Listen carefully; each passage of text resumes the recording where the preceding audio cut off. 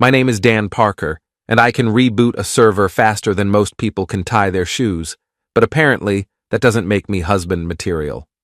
At least not according to my wife Julia, who reminds me daily that I'm about as useful around the house as a chocolate teapot. Dan, the garbage disposal is making that noise again, Julia called from the kitchen this morning, her voice carrying that special tone reserved for discussing my many inadequacies. You know, that grinding sound like it's dying a slow, painful death. I looked up from my laptop where I was troubleshooting network issues for Rossner Tech Solutions, my bread-and-butter IT support job that keeps us in our modest 3-bedroom ranch in Clearwater, Florida. The house sits in one of those middle-class neighborhoods where everyone knows everyone else's business, and the gossip flows faster than hurricane storm surge. "I'll take a look at it this weekend," I said, knowing full well that taking a look would involve me staring at the disposal like it might suddenly explain its problems in plain English. "That's what you said last weekend, and the weekend before that." Julia appeared in the doorway of my home office, all 5'6" of her radiating the kind of frustrated energy that makes smart men run for cover. At 37, she still turned heads with her auburn hair and green eyes, especially when she was showing houses to potential buyers in her real estate agent blazers. Maybe I should just call someone who actually knows what they're doing. There it was, the not-so-subtle dig that had become as regular as morning coffee in the Parker household. I'm Dan Parker, 40 years old, ex-Army communications specialist turned IT support guy, and according to my wife, I couldn't fix a leaky faucet if my life depended on it. Which, considering the state of our marriage, it just might. "Sure, call someone," I said, turning back to my screen. "Just remember that someone charges $80 an hour to tell you the same thing I would tell you for free. It's probably just something stuck in the blades." Julia's laugh had all the warmth of a January morning in Minnesota.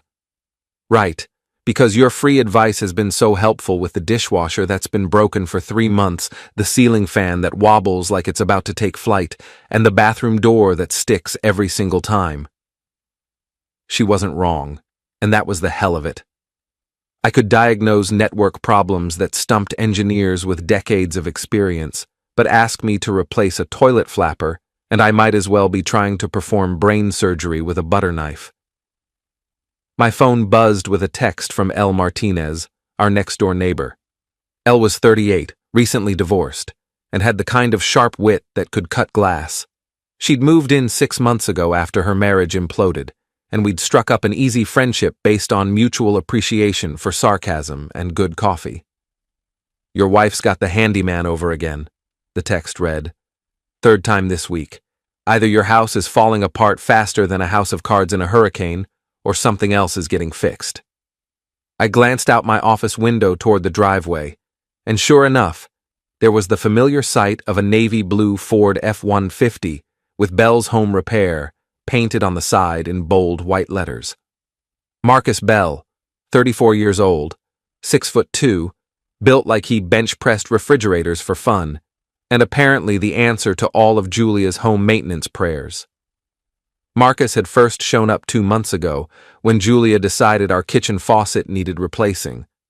I'd suggested we could probably handle it ourselves with a YouTube tutorial and a trip to Home Depot, but Julia had insisted we needed a professional. Marcus had replaced that faucet in about 20 minutes, charged us $150, and somehow managed to make Julia laugh more in those 20 minutes than I had in the previous 6 months. Since then, he'd become a regular fixture around the Parker house. Squeaky hinges, running toilet, loose deck railing. Marcus Bell was apparently the Swiss Army knife of home repair, and Julia was his biggest fan. "He's so competent," she'd gushed after he fixed our garbage disposal the first time. "It's refreshing to have a man around who actually knows how to use tools." I'd bitten back the obvious response that I knew how to use plenty of tools. They just happened to be keyboards, routers, and diagnostic software instead of hammers and wrenches. In today's world, my skills paid the bills and kept the lights on, but they didn't earn me any respect points in my own home. Through my office window, I watched Marcus climb out of his truck, toolbox in hand, that easy, confident stride that screamed, "I can fix anything." He was wearing jeans and a tight-fitting t-shirt that showed off arms that had clearly never spent their days hunched over a computer screen. His dark skin gleamed with a light sheen of sweat from the Florida humidity, and when he smiled and waved at Julia as she opened the front door, I felt something twist in my stomach that had nothing to do with my morning coffee. "Marcus, thank goodness you could come by so quickly." Julia's voice carried through the open windows, bright and cheerful in a way it hadn't been when she was talking to me 5 minutes earlier. "No problem, Mrs. Parker. What seems to be the issue today?" Mrs. Parker. Right, because that wasn't loaded with implications. I tried to focus on the network diagnostic I was running for Rossner's biggest client, but concentration was hard to come by when I could hear Julia's laughter drifting through the house. She was giving Marcus the grand tour of our latest household crisis. Apparently, the bathroom door in the master suite was sticking again. My phone buzzed with another text from Elle. "They're heading upstairs. Should I start a timer?" Elle had a front row seat to the Marcus Bell show from her kitchen window, and she'd become my unofficial intelligence source on the goings-on in my own home. It was pathetic, but it was also the only way I knew what was happening when I was locked away in my office, trying to make enough money to pay for all these repairs. 20 minutes later, I heard the unmistakable sound of the bathroom door opening and closing smoothly, followed by Julia's delighted exclamation of, "Oh, Marcus, you're amazing! It's like it was never broken at all." "Just needed a little adjustment to the hinges and some lubrication," Marcus replied, and I swear I could hear the grin in his voice. Sometimes the old hardware just needs the right touch. I closed my laptop harder than necessary and decided I needed some air. And maybe a beer. Possibly several beers. The local dive bar, Murphy's Tavern, was exactly the kind of place where a man could drink away his troubles without anyone asking uncomfortable questions. The bartender, Tommy, had seen enough broken marriages to know when to pour drinks and when to keep his mouth shut. "Rough day?" Tommy asked, sliding a cold Budweiser across the scarred wooden bar. "Wife's got the handyman over again," I said, taking a long pull from the bottle. "Third time this week." Tommy nodded knowingly. "Marcus Bell? You know him?" Everyone knows Marcus. Good with his hands, popular with the ladies, especially the married ones whose husbands work too much. The beer suddenly tasted bitter. "What's that supposed to mean?" Tommy shrugged, wiping down glasses with practiced efficiency. "Just saying, man. Maybe you should pay more attention to what's getting fixed around your house." I finished my beer in silence, paid my tab, and drove home through the humid Florida evening. The sun was setting over the Gulf, painting the sky in shades of orange and pink that would have been beautiful if I'd been in the mood to appreciate beauty. Instead, I was thinking about Marcus Bell's confident smile and the way Julia's voice had sounded when she called him amazing. The blue F-150 was gone from my driveway, but I could see lights on in Elle's kitchen. On impulse, I walked over and knocked on her back door. "Well, well," Elle said, opening the door with a knowing smile. "If it isn't the neighborhood's most oblivious husband. Come in. I was just opening a bottle of wine." Elle's kitchen was the mirror image of ours, but where Julia favored country chic with roosters and gingham, Elle had gone for clean lines and modern fixtures. She poured 2 glasses of red wine and gestured for me to sit at her breakfast bar. "So," she said, settling onto the stool across from me, "how long are you going to pretend you don't know what's really going on?" "I don't know what you mean." Ella raised an eyebrow. "Dan, honey, I like you, but you're not stupid. Marcus Bell has been at your house 3 times this week, always when you're locked away in your office, and your wife giggles like a teenager every time he shows up. Either your house is falling apart faster than a condemned building, or something else entirely is getting serviced." The wine was good, but it couldn't wash away the taste of humiliation. "You think Julia's having an affair?" "I think Julia's a woman who feels neglected by her husband, And Marcus Bell is the kind of man who knows exactly how to make a woman feel appreciated. Whether that's crossed any lines yet, I couldn't say, but it's heading that direction faster than a freight train. I stared into my wine glass, watching the red liquid swirl. What am I supposed to do? I can't suddenly become Mr. Fix-It overnight. You could start by paying attention to your wife instead of your computer screen. And maybe, just maybe, you could figure out what Marcus Bell is really fixing around your house. Ella's words followed me home, echoing in my head as I walked through my front door to find Julia curled up on the couch watching some reality TV show about housewives behaving badly. "How was your day?" I asked, settling into my recliner. "Fine," she said without looking away from the television.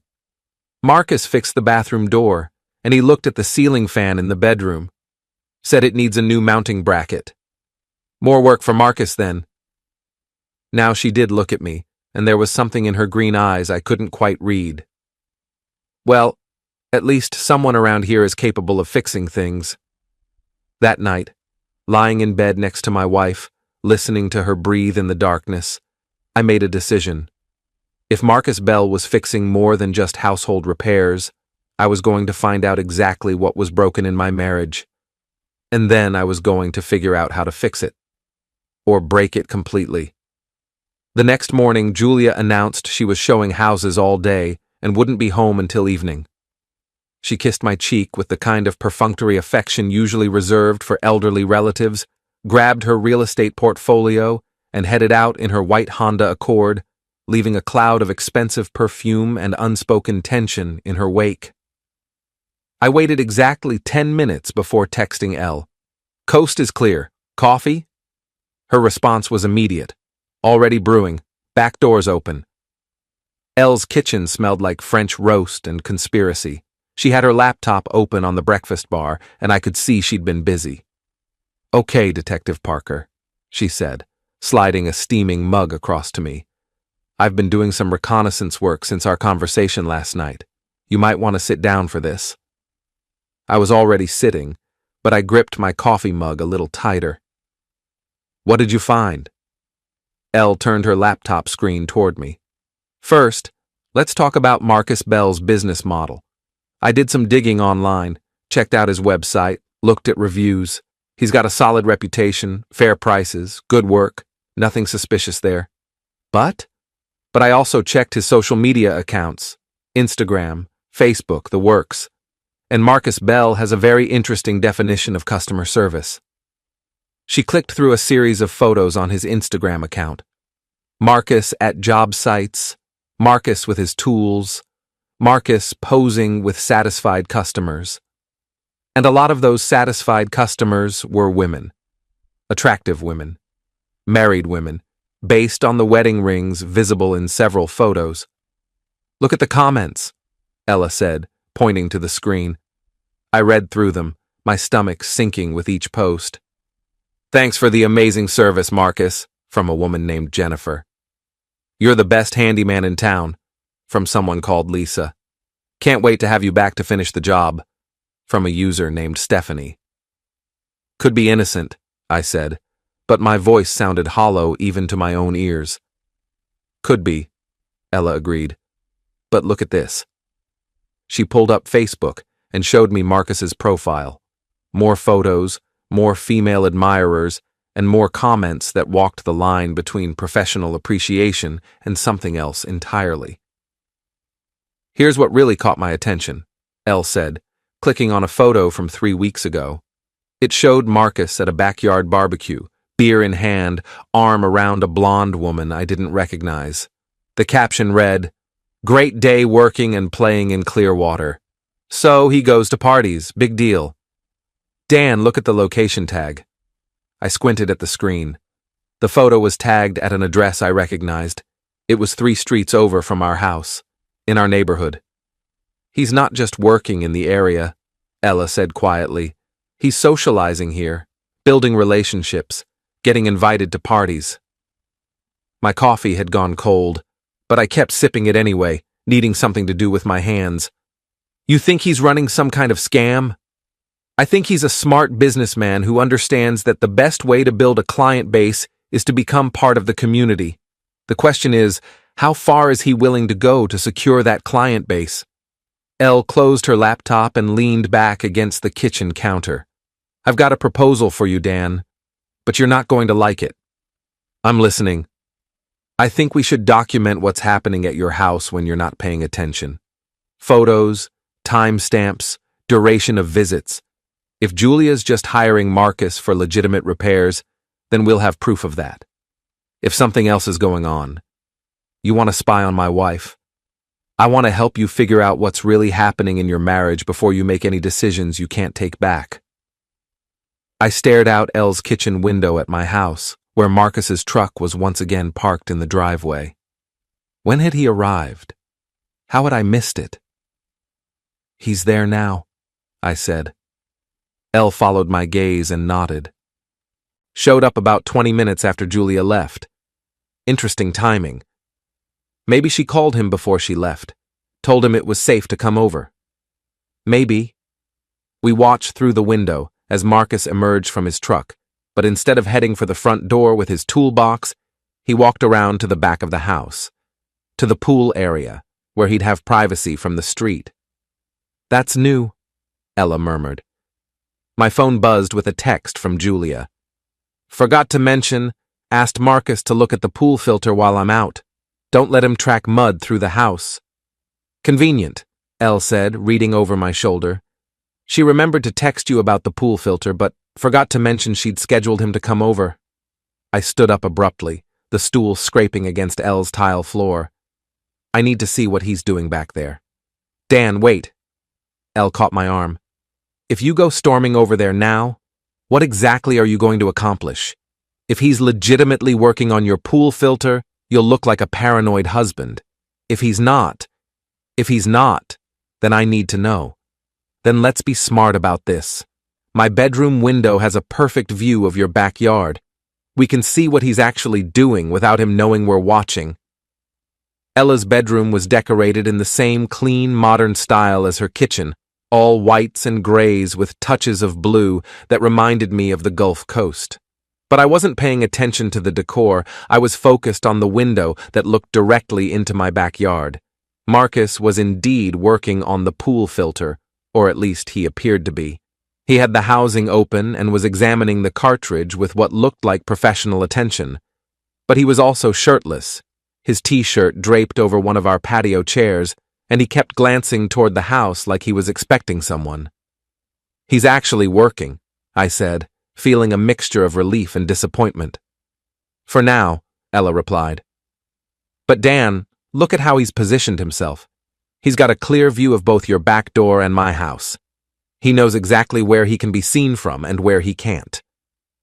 As if to prove her point, Marcus moved to the far side of the pool, the area that would be hidden from most of the neighboring houses. He pulled out his phone and made a call, talking animatedly to whoever was on the other end.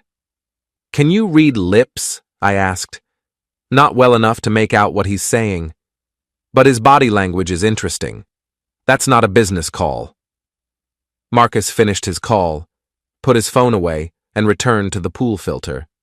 But now he was working faster, like he had somewhere else to be. How long has he been here? I asked. Ella checked her phone. About 40 minutes. For a pool filter cleaning, that's either very thorough or very slow. We watched for another 15 minutes as Marcus finished his work, replaced the filter housing, and tested the system. Then he did something that made my blood run cold. He walked over to our back door and tried the handle.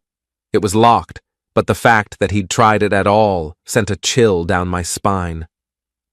Did you see that?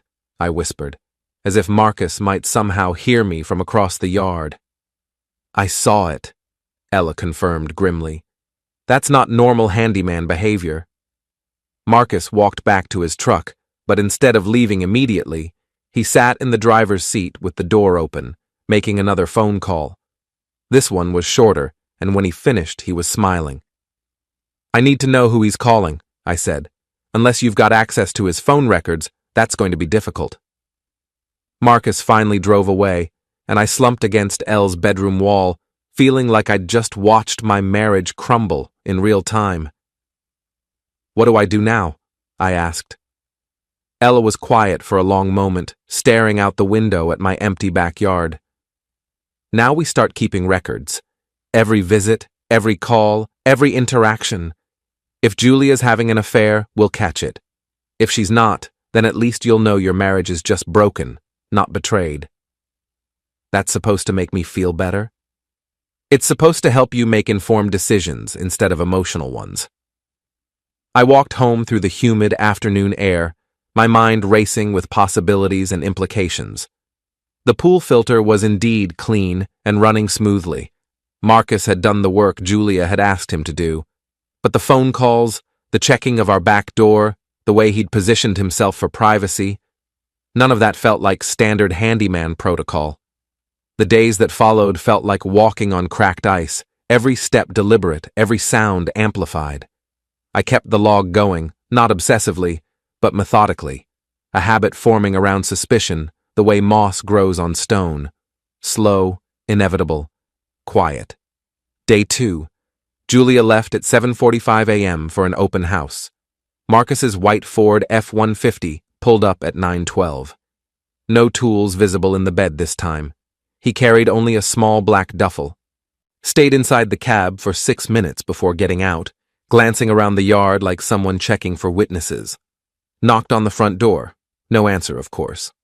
Then walked around to the side gate, tried the latch, locked as always since I'd changed it last month, and returned to the truck. Sat there another 10 minutes scrolling on his phone.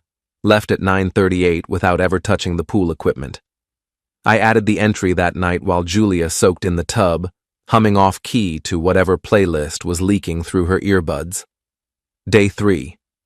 Nothing. No Marcus. No unusual calls.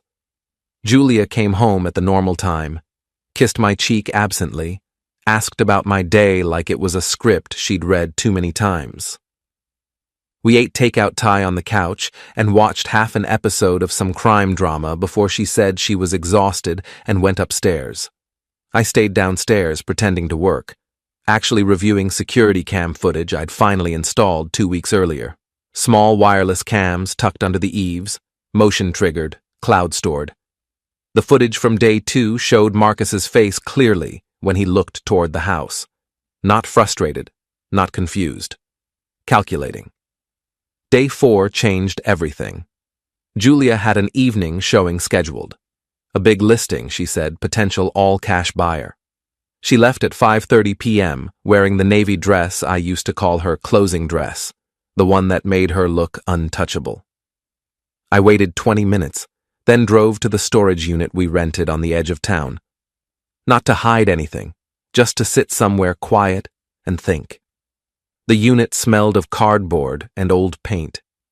I sat on an overturned box and opened the log again. At 6:47 p.m., my phone buzzed with a motion alert from the front camera. Marcus's truck.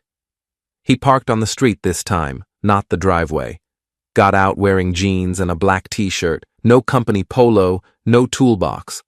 Walked straight to the side gate, opened it with a key I knew I hadn't given him. Disappeared around back. I stared at the notification, heart hammering so hard I could feel it in my teeth. The live feed loaded slowly. There he was, on the patio, pulling open the sliding glass door, the one we always kept locked when no one was home. He stepped inside. I didn't call the police, not yet. Instead, I opened the camera app's playback from the interior cam we'd placed in the living room corner, just in case of break-ins. Marcus moved through the house like he belonged there, not rushed, not looking for valuables. He went to the kitchen, opened the fridge, took out a bottle of the IPA I kept for guests, twisted off the cap, and drank straight from it. Then he walked upstairs. The bedroom camera was motion-activated too. It woke when he entered. He didn't touch anything at first, just stood in the doorway, looking at our bed. Then he sat on my side, ran his hand over the comforter like he was testing the temperature of the sheets, pulled open the nightstand drawer, my side, and took out the small bottle of lubricant we sometimes used, smiled, closed it again, left the room. He was in the house 11 minutes total, left through the same sliding door, locked it behind him, exited via the gate. Truck pulled away at 7:03. I sat in the storage unit until the automatic lights clicked off, sat in the dark until my breathing steadied. Then I drove home. Julia arrived at 9:15, smelling faintly of perfume that wasn't hers and carrying Chinese takeout as an apology for running late. She chattered about the showing, great feedback, possible second visit next week, while she reheated lo mein. I nodded, said the right things, asked if she'd seen Marcus today. She froze for half a second. No. Why? Just wondering if the pool's clear yet. It's fine, she said too quickly. He texted earlier this week, said it's good for the season. I smiled. Good to know. That night she fell asleep fast, curled away from me. I lay awake listening to her breathe, thinking about the hand that had touched our sheets, about the key he shouldn't have, about how many times this had happened when I was at work or out running errands or just not paying attention. The next morning I called a locksmith before Julia woke up. New locks on every exterior door, rekeyed the gate, added a deadbolt to the sliding glass. When the guy finished, I tipped him extra and asked him to cut 2 sets. One for me, one I'd keep in my safe deposit box. Julia noticed the new keys on the counter when she came down. What's this? Upgraded security, I said. There've been some break-ins in the neighborhood. Better safe. She looked at the keys, then at me.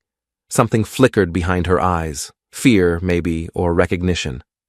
Okay, I handed her one set. Yours. The old ones won't work anymore. She took them without comment. That afternoon I met with a lawyer. Not for divorce papers, not yet. Just information. What constituted proof.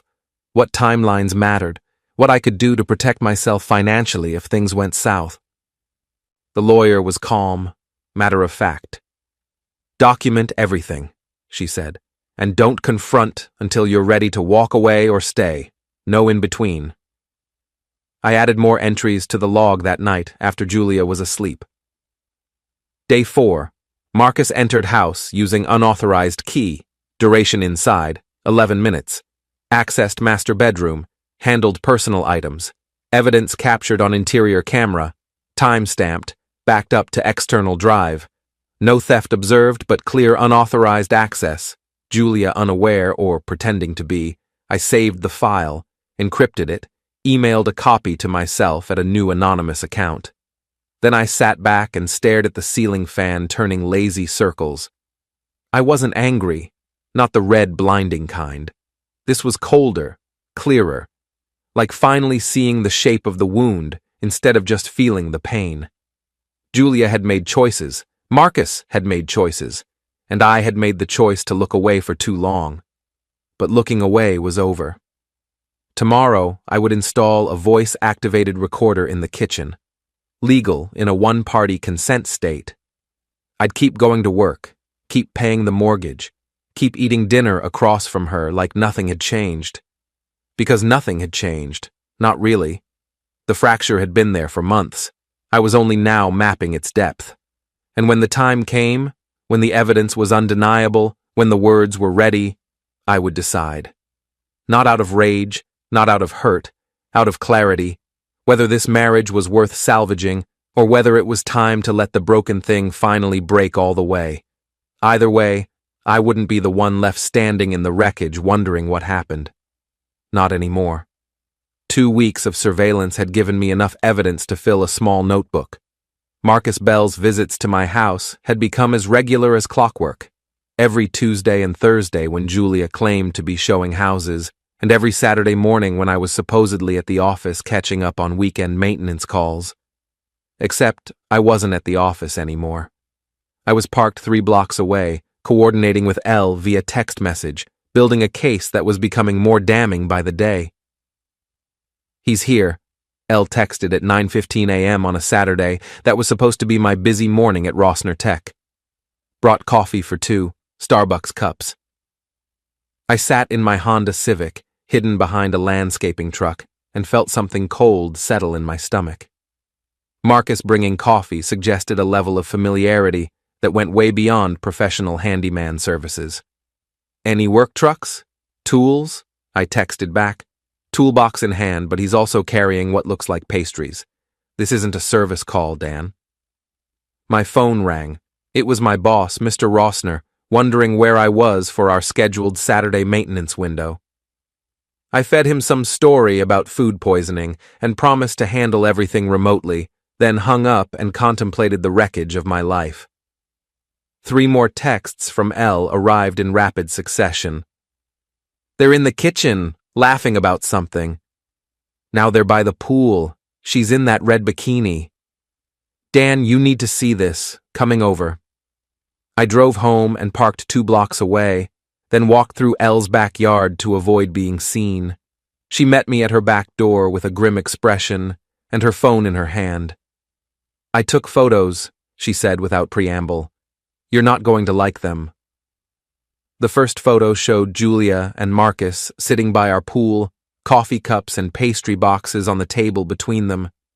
Julia was indeed wearing her red bikini, the one she claimed was too revealing to wear when I was around.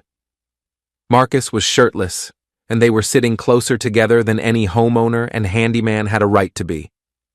The second photo was worse. It showed Marcus applying sunscreen to Julia's shoulders while she laughed at something he'd said. The third photo made my hands shake. Julia and Marcus in what was unmistakably an embrace, her arms around his neck, his hands on her waist. "When was this taken?" I asked, my voice barely above a whisper. 10 minutes ago." I stared at the images on Elle's phone, watching my marriage die in high-definition color. 22 years together, 15 years married, and this was how it ended, with my wife entertaining another man in our backyard while I sat in a neighbor's kitchen looking at photographic evidence of my own humiliation. "I'm sorry, Dan," Elle said softly. "I know this isn't what you wanted to find. Actually, it's exactly what I needed to find." I handed her phone back and stood up, surprised by how calm I felt. "Now I know what I'm dealing with. What are you going to do?" "I'm going to fix this." "Dan, you can't fix an affair by—" "I don't mean fix the marriage, Ella. I mean fix the situation. Julia and Marcus think they're being clever, sneaking around behind my back. They think I'm too stupid and too absorbed in my work to notice what's happening in my own house." I walked to Elle's window and looked across at my backyard, where my wife and her lover were now lounging by the pool, like they didn't have a care in the world. "They're right that I can't fix a leaky faucet," I continued, "but I can fix a network that's been compromised. I can identify the source of the problem, isolate it, and eliminate it, and that's exactly what I'm going to do." Elle raised an eyebrow. "That sounds ominous." "It should." I spent the rest of the weekend planning, not just the divorce, that would come later, and with Elle's photographic evidence, it would be swift and decisive. No, I was planning something more immediate and infinitely more satisfying. Marcus Bell had built his reputation on being the reliable handyman who could fix anything. But every system has vulnerabilities, and every man has weaknesses. I just needed to find his. Monday morning, I called in sick to work and began my research in earnest. If Marcus was running around with married women, there had to be others. Men like him didn't suddenly develop a taste for adultery. It was a pattern, a business model disguised as customer service. I started with his social media accounts, cross-referencing the women who commented on his posts with public records, marriage licenses, and property ownership databases. It was tedious work, but I had the skills and the motivation to be thorough. By noon, I had identified at least 6 other married women in the area who seemed to have unusually close relationships with Marcus Bell. Women who commented on his photos with heart-eye emojis, who tagged him in posts about amazing service, who appeared in his Instagram stories at various social events around town. But it was the 7th name that made me sit back in my chair and smile for the first time in weeks. Jennifer Walsh, married to Detective Mike Walsh of the Clearwater Police Department. Jennifer, who had posted a glowing review of Marcus's work on her Facebook page just 3 days ago. Jennifer, whose husband was known around town for his short temper and his strong opinions about men who disrespected other men's wives. I picked up my phone and dialed the non-emergency number for the Clearwater PD. "Detective Walsh, please. Tell him it's regarding his wife's recent home improvement project." 20 minutes later, I was sitting across from Detective Mike Walsh in a coffee shop downtown, watching his face turn progressively redder as he scrolled through the photos I'd printed out. Not the ones of Julia and Marcus, but the ones I'd found on social media showing Marcus and Jennifer at various local events. "Where did you get these?" Walsh asked, his voice tight with controlled anger. "I'm an IT specialist. I know how to research people online. The question is, Detective, what are you going to do about it?" Walsh studied the photos again, his jaw clenched. "What exactly are you suggesting?" "I'm not suggesting anything. I'm stating facts. Marcus Bell has a pattern of getting very close to his female clients, married female clients. And based on what I've observed, he's not just fixing their plumbing." I pulled out my phone and showed Walsh the photos Elle had taken of Julia and Marcus. "This is my wife. This was taken in my backyard last Saturday morning." Walsh looked at the photos, then back at me. "What do you want from me?" "I want you to help me send a message to Mr. Bell that his customer service model is about to become very expensive. I can't arrest a man for adultery. I'm not asking you to arrest him. I'm asking you to have a conversation with him, man to man, husband to husband. Let him know that his reputation in this community is about to change." Walsh was quiet for a long moment, staring at the photos of his wife and Marcus. When he finally looked up, his eyes were cold as winter. "What did you have in mind?" The plan was simple, elegant, and completely legal. Detective Walsh would arrange for Marcus to be pulled over for a routine traffic stop. Nothing dramatic, just a standard license and registration check. During that stop, Walsh would have a friendly conversation with Marcus about the importance of maintaining professional boundaries with clients. Meanwhile, I would be implementing phase 2 of my revenge plan, exposing Marcus's business practices to his entire client base. I had spent years building and maintaining databases, and I knew how to use that knowledge for maximum impact. Marcus's customer list wasn't hard to reconstruct. Between his social media accounts, online reviews, and public business filings, I had names, addresses, and phone numbers for most of his regular clients. What Marcus didn't know was that many of those clients' husbands were about to receive anonymous emails containing photographic evidence of their handyman's extracurricular activities. Wednesday evening, I sat in my home office, finger hovering over the send button for an email that would go out to 43 different addresses. The subject line read, "Important information about Bell's home repair services." Julia was in the living room, watching television and texting someone, probably Marcus, based on the way she kept smiling at her phone. She had no idea that her secret was about to become very public knowledge. I clicked send. Within an hour, my phone started ringing. The first call was from Detective Walsh. "It's done," he said simply. "Mr. Bell and I had a very productive conversation about professional ethics. I don't think he'll be expanding his customer service offerings anytime soon." The second call was from a number I didn't recognize. "Is this Dan Parker?" The voice was male, angry, and unfamiliar. "Yes." "This is Tom Rodriguez. You sent me some photos of my wife and Marcus Bell. I want to know where you got them and what you want." "I got them from public social media accounts, Mr. Rodriguez, and I don't want anything. I just thought you should know what kind of services you were paying for."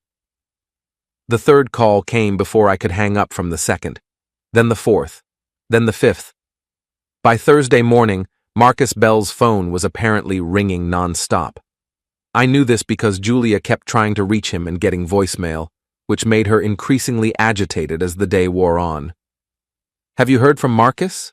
she asked me over breakfast, trying to sound casual. "Why would I hear from Marcus?" He was supposed to come by today to look at the air conditioning unit, but he's not answering his phone. Maybe he's busy, with other customers. Julia's phone buzzed with a text message. She read it quickly, and I watched her face go pale. "Everything okay?" I asked. "Fine," she said, but her voice was shaky. "Just work stuff." I had a pretty good idea what that text message said. By my count, Marcus Bell was about to lose at least 30 regular customers, and possibly his marriage, depending on how Mrs. Bell felt about her husband's customer service philosophy. That afternoon, Elle texted me, "Marcus just pulled into your driveway. Looks upset." I was ready for him. Marcus Bell knocked on my front door with the kind of aggressive urgency that suggested he was past the point of pretending this was a social call. When I opened the door, his usual confident smile was nowhere to be seen. "We need to talk," he said. "About what?" "You know damn well about what." I stepped outside and closed the door behind me, not wanting Julia to overhear whatever was about to happen. "I'm not sure I follow," I said calmly. Marcus stepped closer, trying to use his size to intimidate me. "You sent those emails. You've been watching me, taking pictures, calling people. What the hell is wrong with you?" "What's wrong with me?" I laughed, and it felt good. "Marcus, I'm not the one who's been screwing other men's wives. I'm just the one who documented it. You don't know what you're talking about. I know exactly what I'm talking about. I know about Jennifer Walsh, about Lisa Martinez, about at least 6 other married women whose husbands are now asking very uncomfortable questions about their home repair bills." Marcus's face flushed red. "You're crazy." "No, I'm thorough. It's an occupational hazard of working in IT. We notice patterns, inconsistencies, security breaches. And Marcus, you've been a massive security breach." I pulled out my phone and showed him one of Elle's photos, the one of him embracing Julia by our pool. "This is my wife," I said quietly. "In my backyard. Wearing a bikini I bought her for our anniversary. And that's you with your hands all over her." Marcus stared at the photo, and I watched him realize that his carefully constructed world was collapsing. "What do you want?" he asked finally. "I want you to stay away from my wife. I want you to stay away from my house. And I want you to find a new line of work, because your reputation as Clearwater's favorite handyman is officially over." "You can't prove anything?" "I don't have to prove anything. I just have to share what I've already documented. And Marcus, I've documented everything." The next morning, sunlight sliced through the blinds like accusations I no longer needed to dodge. I woke before Julia, slipped downstairs, and brewed coffee the way she used to like it. Strong, black, no sugar. The machine gurgled while I stared at the empty driveway where Marcus's truck had idled yesterday. No sign of him. Good. Julia came down in her robe, hair mussed, eyes wary. She accepted the mug without comment, cradling it like a shield. "I called the company this morning," I said casually, stirring my own coffee. "They're sending someone else to fix the unit. New technician. Should be here by noon." Her shoulders tensed. "You didn't have to do that." "I know, but I'm tired of waiting for favors." She sipped, gaze fixed on the table. "What happened yesterday? With Marcus? You didn't tell me." "Didn't need to. You already knew." Silence stretched, thick as summer humidity. Finally she spoke, voice small. It wasn't what you think. Not really." "Then enlighten me." She set the mug down hard enough to slosh coffee over the rim. "It started stupid. He came to service the system last spring. I was home alone, stressed from work, feeling invisible. He listened, complimented the house, the garden, me. It felt nice. One thing led to another. Texts, coffee, then more. I waited. No excuses about how lonely she'd been, how I'd been distant. She didn't offer them. Maybe she knew they'd sound hollow now. "How long?" 4 months, off and on." I nodded, letting the number settle between us like dust. 4 months of lies layered over every ordinary day, dinners, bills, weekend plans. I thought of the nights she'd come home late from errands, the way she'd showered twice sometimes, the phone always face down. "And you kept letting him come back," I said. Not a question. "He fixed things. The AC, the sink once. It was convenient."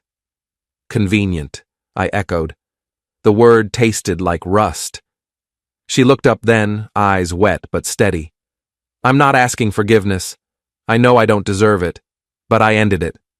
Yesterday, after you talked to him, I blocked his number, told him never to contact me again." I believed her. Not because she sounded sincere, though she did, but because the relief in her posture was unmistakable. The secret had been heavier than either of us realized. "I'm not staying," I said quietly. Her face crumpled for a second before she caught it.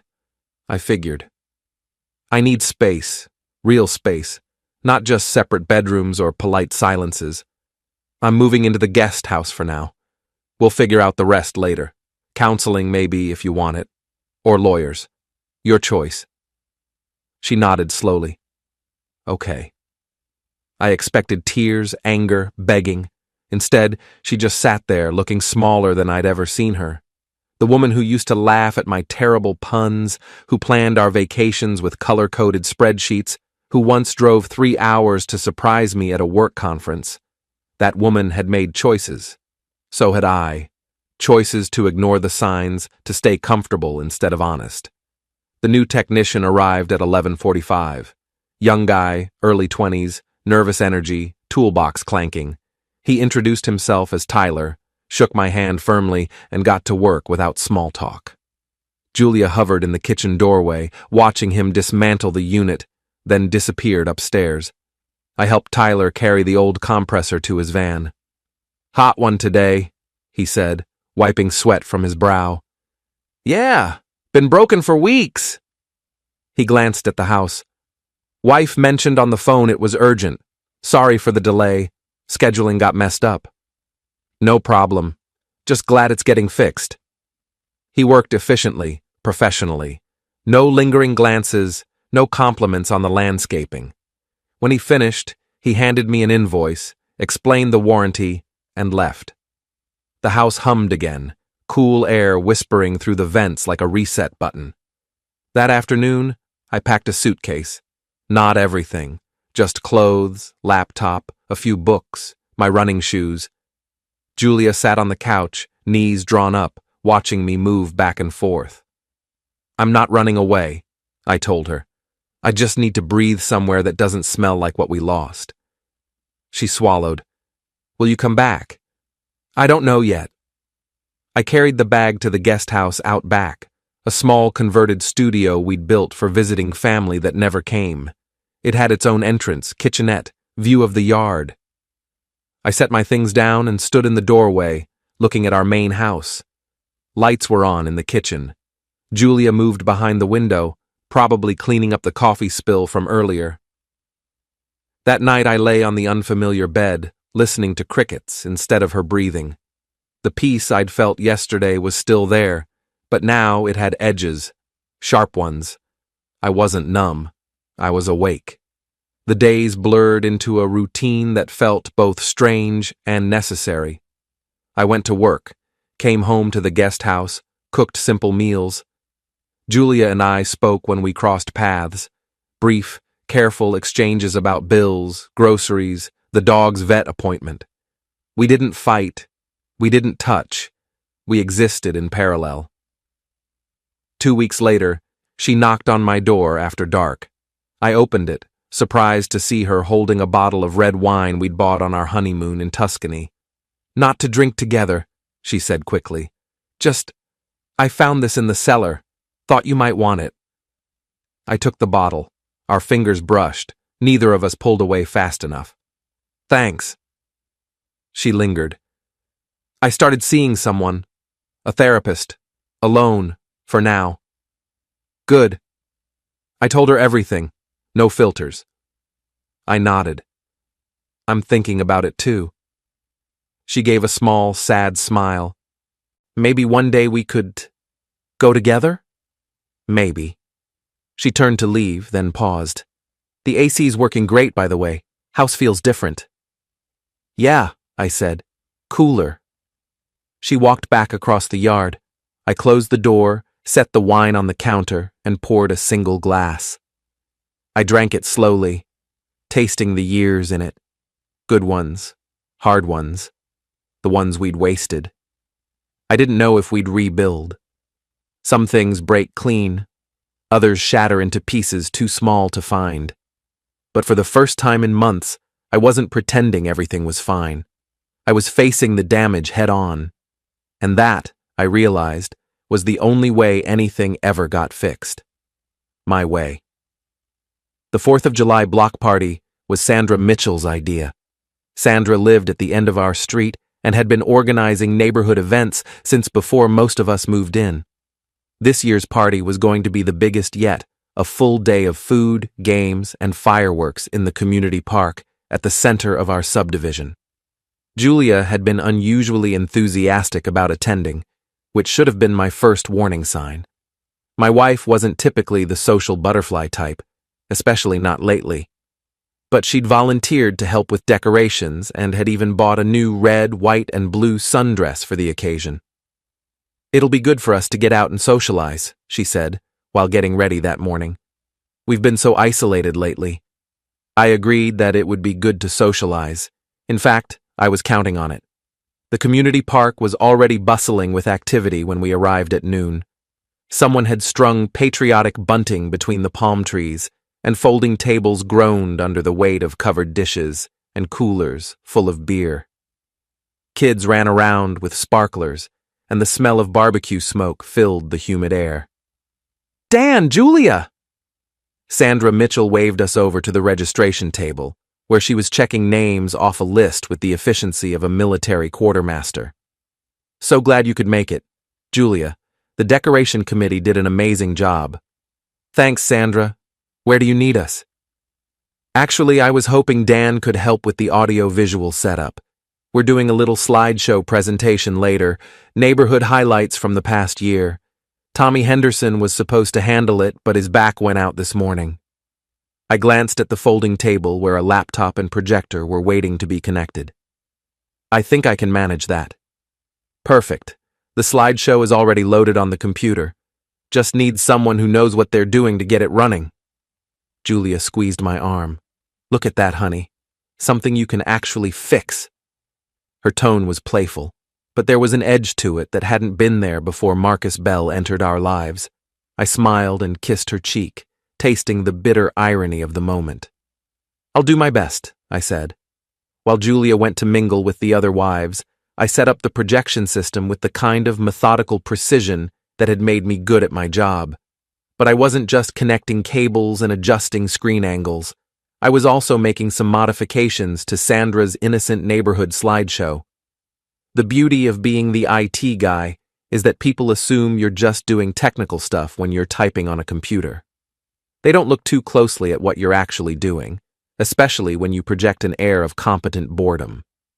It took me 20 minutes to integrate my own photos into Sandra's slideshow, complete with captions and smooth transitions. The timing had to be perfect. Too early in the presentation, and people might not be paying attention. Too late, and the impact would be lost. I decided to insert my special content right after the segment on neighborhood improvements. It seemed thematically appropriate. By 2 o'clock, the park was packed. It seemed like every resident of our subdivision had turned out, along with friends and relatives visiting for the holiday. I spotted Detective Walsh near the beer table, talking to a group of other men who looked like they might be cops. Elle was helping serve food, but she caught my eye and nodded slightly. She knew what was coming. What I didn't expect was to see Marcus Bell's navy blue F-150 pull into the parking area. He climbed out of his truck, looking like a man who'd spent the week in hell, which, based on the feedback I'd been getting from my email campaign, was probably accurate. His usual confident swagger was gone, replaced by the hunched shoulders of someone expecting trouble. But he wasn't alone. Julia appeared at his side almost immediately, and even from across the park I could see the tension in their body language. They were having an intense conversation, heads close together, her hand on his arm.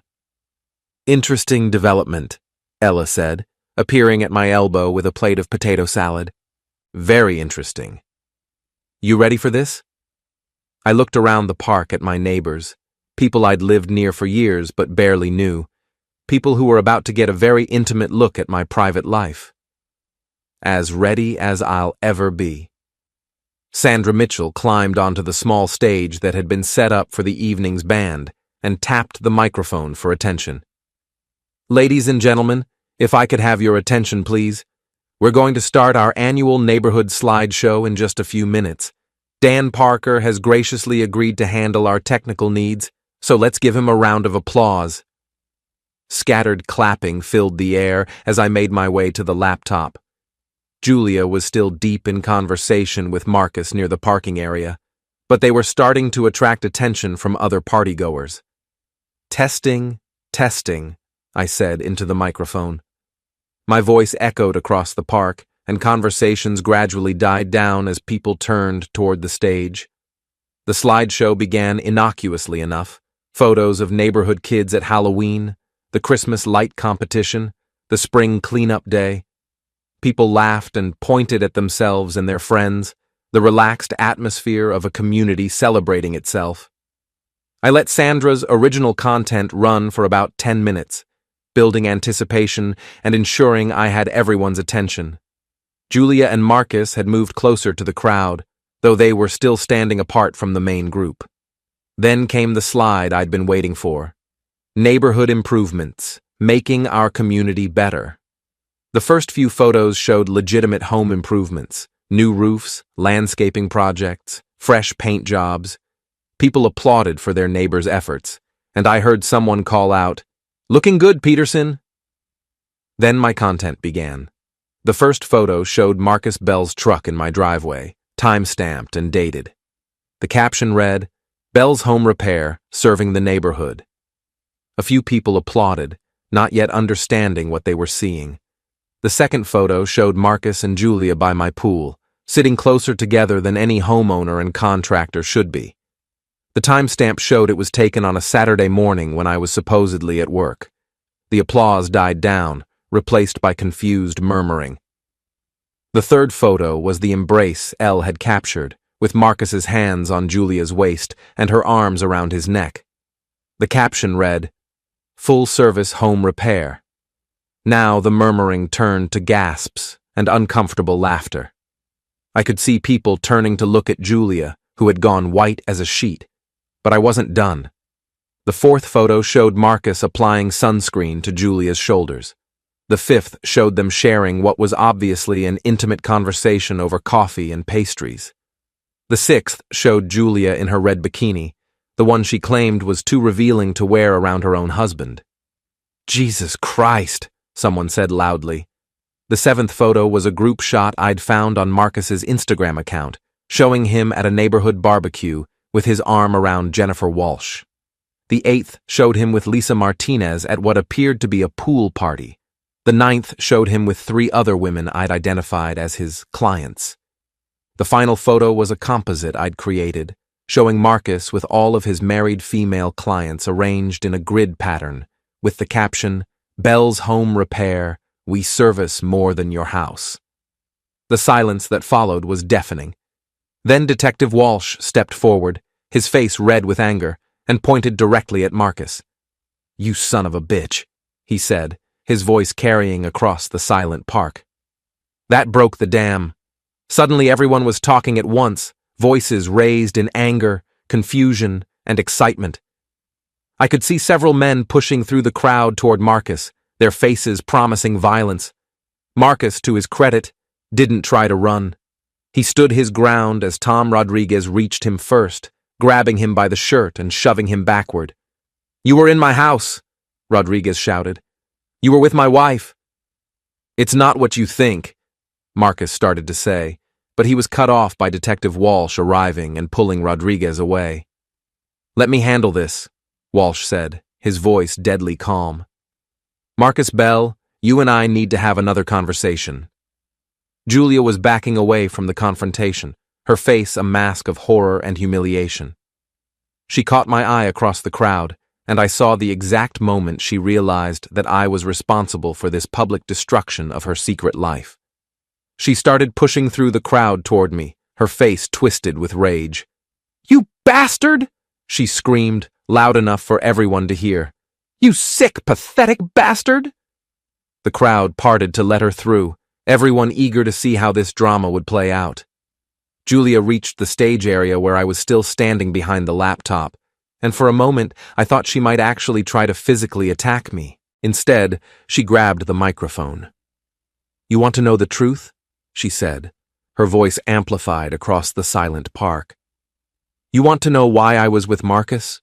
Because my husband is a pathetic excuse for a man who can't fix anything, can't satisfy anyone, and can't even be bothered to pay attention to his own wife." The crowd was riveted. This was better than any fireworks show they could have hoped for. "You're right," I said, taking the microphone back. "I can't fix a leaky faucet. I can't replace a ceiling fan. I can't even hang a picture straight." Julia smiled triumphantly, thinking she'd scored a victory. "But," I continued, "I can fix a network security breach. I can identify malicious software and eliminate it from the system. And Julia, you and Marcus were definitely malicious software." I gestured toward the projection screen, where the slideshow was still running on a loop, cycling through the evidence of their affair. "I can't fix a garbage disposal," I said, "but I can definitely take out the trash." The crowd erupted in laughter and applause, and I saw Julia's face crumble as she realized that public opinion had turned decisively against her. Marcus, meanwhile, was surrounded by angry husbands and had Detective Walsh's hand on his shoulder in a grip that looked anything but friendly. "I think it's time for you to leave," Walsh said to Marcus, his voice carrying clearly across the park. "And I think it's time for you to find a new line of work, preferably in a different state." Marcus nodded quickly, clearly eager to escape before the situation turned violent. He pushed through the crowd toward his truck, followed by a chorus of catcalls and insults from the men whose wives he'd been servicing. Julia stood on the stage, isolated and humiliated, as our neighbors stared at her with a mixture of pity and disgust. She looked around desperately as if searching for an ally in the crowd, but found none. "This isn't over," she said to me, her voice shaking with rage. "Yes, it is," I replied calmly. "It's been over for weeks. You just didn't know it yet." Julia stormed off toward our house, leaving me alone on the stage with a crowd of neighbors who were buzzing with excitement over the most dramatic 4th of July party in the subdivision's history. Elle appeared at my side, grinning broadly. "Well," she said, "I don't think anyone's going to forget this block party anytime soon." Sandra Mitchell, ever the organizer, stepped up to the microphone. "Ladies and gentlemen," she said, "I think we can all agree that Dan Parker has given us quite a show today. Now, who's ready for some fireworks?" The crowd cheered and began to disperse, breaking into small groups to discuss what they'd just witnessed. I could hear fragments of conversation as people walked past.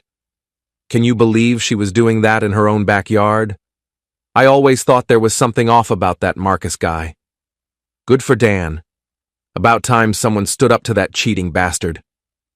As the sun set over the Gulf Coast and the first fireworks began to explode in the darkening sky, I stood in the community park surrounded by neighbors who were seeing me in a completely different light. For the first time in months, I felt like I was exactly where I belonged. Detective Walsh approached me as the crowd thinned out. "Hell of a presentation," he said. "Thanks for your help with Marcus." "My pleasure. He won't be bothering anyone in this neighborhood again." Walsh paused, watching the fireworks paint the sky in brilliant colors. "What are you going to do now?" he asked. I looked toward my house, where lights were on, but Julia's car was no longer in the driveway. She'd apparently decided to spend the night somewhere else, which was probably wise. "Now I'm going to fix what's actually broken," I said, "starting with my marriage, or what's left of it. Good luck with that." Thanks, but I don't think I'll need luck. I've got something better. What's that? I smiled as another firework exploded overhead, filling the sky with golden light. I've got the truth. And sometimes that's the only tool you need.